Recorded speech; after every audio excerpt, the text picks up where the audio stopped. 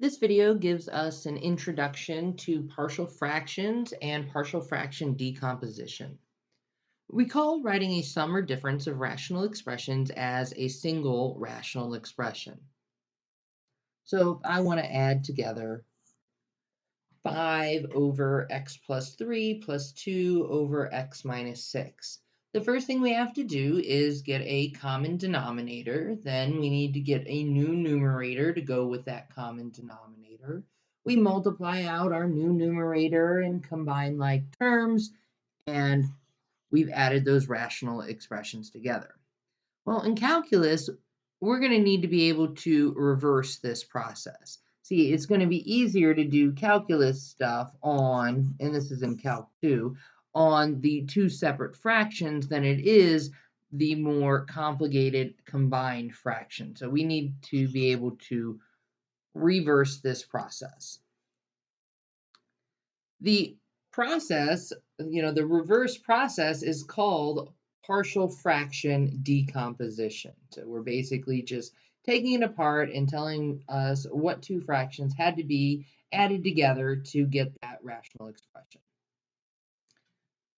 Partial fraction decompositions can be written for rational expressions of the form p of x over q of x, where p and q have no common factors and the degree of p is less than the degree of q. So you have to make sure there are no common factors and the degree of the numerator has to be less than the degree of the denominator. There are four cases that we could run across with our partial fractions. The first case is that the denominator is a product of distinct linear factors. The second is the denominator is a product of linear factors, but some of them are repeated. We'll typically see an exponent on that linear factor to indicate that repeating. Our third case is that our denominator has prime quadratic factors, none of which is repeated. And our fourth case is that our denominator has a repeated prime quadratic factor. See, they got to put in there that it's a prime quadratic factor, because if it's not prime, we're just going to factor it and end up with either case 1 or case 2. So here are the steps. I gotta say, I think the steps are more complicated just reading them than it is working through a problem. I have 4 videos to follow this one demonstrating each of the 4 cases, and I think that these steps will resonate more once you see them being worked out in a problem. So the first thing we need to do is set up the partial fraction decomposition with unknown constants a, b, c, etc. in the numerator on the composition. And in each of the 4 subsequent videos, I'll show you how to set that up for each case. Then we're going to multiply both sides of the resulting equation by the LCD.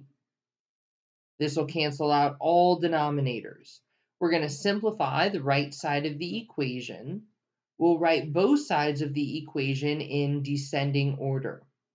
Now, there's going to be a lot of variables in what we have, because there's going to be A, B, C, who knows, DEF, but there's also going to be x squared, things like that. So you have to think that the x's are what the variables are, even though we're going to see variables for coefficients. So you want to factor out the variable, the x squared, etc. You want to equate coefficients of like powers of x and equate constant terms. And I'm talking the left side versus the right side. When we do this, we're going to create a system of equations. We need to solve this system of equations for a, b, and c, or whatever our variables are. Then we're going to substitute the values for a, b, c, etc. into the equation that we wrote in step 1, and that will be the partial fraction decomposition. I'll run through these steps again as we're setting up in each of the 4 subsequent videos.